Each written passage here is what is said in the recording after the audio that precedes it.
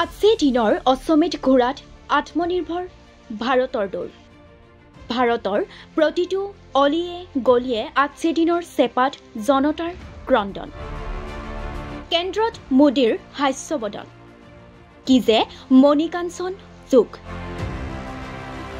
শেহতীয়াকৈ বাণিজ্যিক বাহন চলাই পৰিয়াল পোহপাল দিয়াসকলৰ ওপৰত কেন্দ্ৰৰ চকু।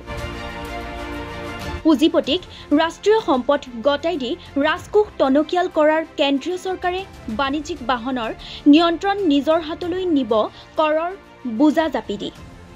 পূৰ্বে 8খন আসনৰ এখন সৰু বাহনে 16,500 টকা মাচুল আদায় দিয়াৰ বিপৰীতে এতিয়া আদায় দিব লাগিব 25,000 টকা।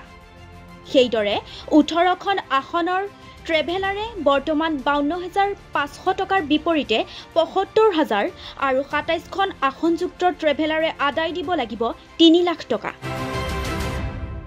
যি সময়ত কৰোনা মহামাৰীয়ে ব্যৱসায়ীসকলক কুঙা কৰি পেলাইছে, সেই সময়ত কেন্দ্ৰৰ এনে শোষণে স্বাভাৱিকতে দুৰ্গতসকলক শেষ কৰি পেলোৱা নিশ্চিত।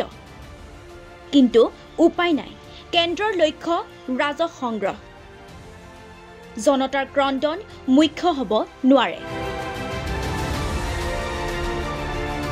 News desk report, headline brief.